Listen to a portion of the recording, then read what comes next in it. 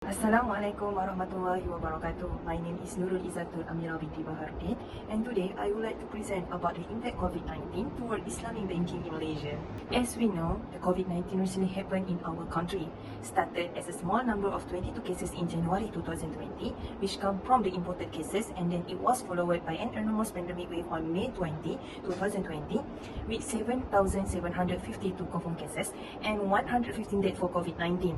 All ongoing activities and sector in the industry, except the healthcare in Malaysia, were cancelled and all citizens are worked under the regulation of the Movement Control Order. Phase 1 MCO of infections has been announced by Prime Minister Muhyiddin Yassin in Post East from March 18, 2020. Second phase MCO announced on March 25 that it would be more restricted and extended for another 14 days from April 1 to April 14 in 2020. The third phase MCO was announced on April 10, 2020 and would be extended for another fortnight until April 28. Meanwhile, night area would be gradually opened during this period announced by the Malaysian Ministry of International Trade and Industry or MITI, and on April 2023, the Prime Minister Tan Sri Muhyiddin Yassin announced the implementation of phase 4 MCO from April 29, 2020 to May 12, 2020. Islamic banking in Malaysia. The Islamic banking development in Malaysia was initiated by the commitment of the Malaysian government with the introduction of Islamic Banking Act 1983 and the Government Investment Act 1983. The first Islamic bank establishment was the Bank Muslim Malaysia Berhad BIMB. The introduction of interest-free banking scheme and scheme perbankan tanpa faedah SPTF for conventional banking by Ministry of Finance in 1993 was the turning point for Islamic banking system in Malaysia. Hence, there are some major difference between Islamic banking and conventional banking system.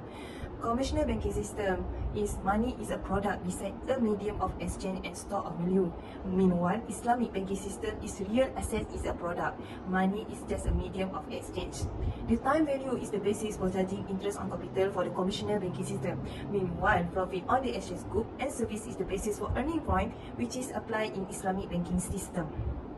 The expended money in the money market without backing the real asset is a deficit financing that we can go through in the conventional banking system. However, a balanced budget is the outcome of no expenditure of money which can be applied in the Islamic banking system. Instead of that, interest is charged even in the cases and the organisation suffer loss. Thus, no concept of sharing loss has been applied in conventional banking system.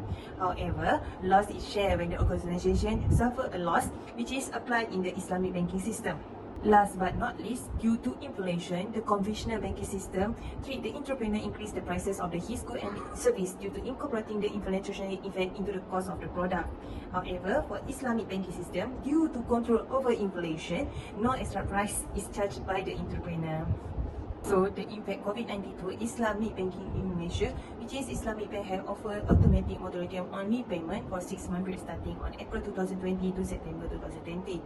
Instead of that, a tax authorization for bank on the loan or financing moratorium under special tax treatment.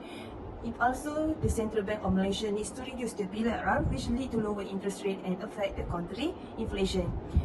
Besides that, the bank offered to restructure and reschedule refining repayments, such as revising the monthly repayment and increase the tenure of the loan. It also affect the business operation, which allowed the minimum number of customers at the bank counters during MCO to prevent and control infection disease. So, what the initiative Islamic banking during the COVID-19? Islamic Bank has offered several financial aids to their customers, such as I-Take-Out microfinancing scheme or micro entrepreneur, and special relief fund for those affected by the lost their business income due to the COVID-19.